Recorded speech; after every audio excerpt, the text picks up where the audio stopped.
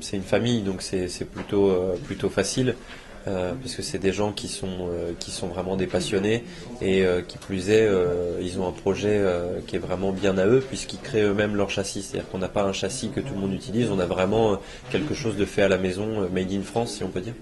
Et du coup, il y a une bonne dizaine de personnes, du mécanicien qui s'occupe de gérer les pneus et l'essence, au chef mécanicien ou au concepteur du châssis, Guy Coulon.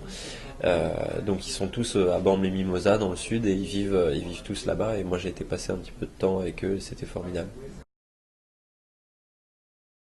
Cette année on change de catégorie comparé à l'année dernière, donc on passe le cap de Moto 3 à Moto 2.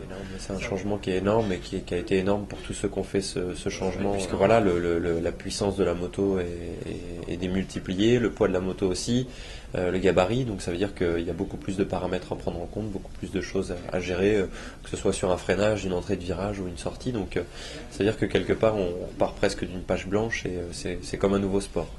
La difficulté de cette moto, c'est de pouvoir rouler vite avec un outil qui n'est pas forcément précis. Parce que la moto 2, en fait, c'est tellement lourd par rapport à une moto 3 qu'il y a beaucoup plus d'inertie. Alors on a tendance à beaucoup glisser sur les entrées puis sur les sorties. Donc quelque part, voilà, c'est moins précis qu'une moto 3, qui est une moto très légère et très agile. J'ai pu rentrer en contact avec Benoît Campargne qui s'est occupé de Teddy Riner jusqu'aux Jeux Olympiques, qui l'a amené jusqu'au sacre.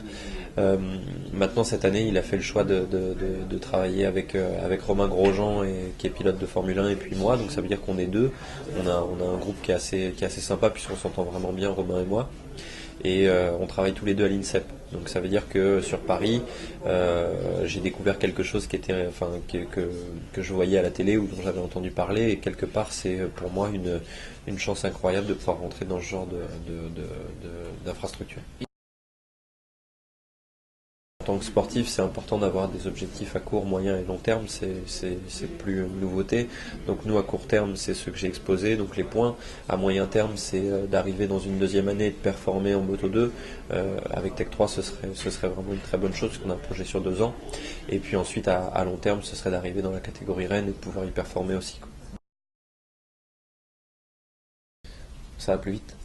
Ça va plus vite. Non, euh, on en a discuté il n'y a pas très longtemps et j'ai monté à cheval pendant de longues années et puis à un moment donné je m'étais dit que je voulais en faire mon métier et puis finalement j'ai découvert autre chose, quelque chose qui me plaisait encore plus et peut-être aussi la volonté de faire quelque chose par mes propres moyens, pas forcément suivre les traces de mon père. Enfin, je pense que j'ai encore besoin de grandir un peu pour le comprendre avec une totale, enfin voilà, le comprendre en totalité.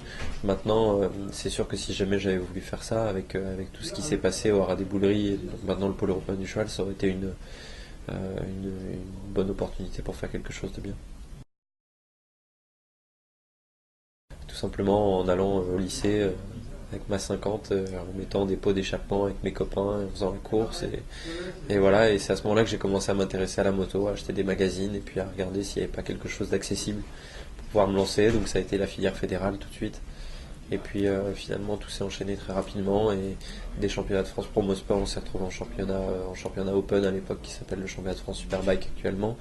Et puis au-delà de ça, l'équipe de France, les Grands Prix, puis le championnat d'Espagne puisque ça s'est pas bien passé ma première année de Grand Prix. Et puis ensuite voilà, on a rebondi, on est retourné en championnat du monde qu'on n'a pas quitté depuis. Et puis maintenant voilà, on fait nos premiers vrais résultats en championnat du monde et puis chez Tech 3 en 2013. Donc comme un rêve de gosse, quoi.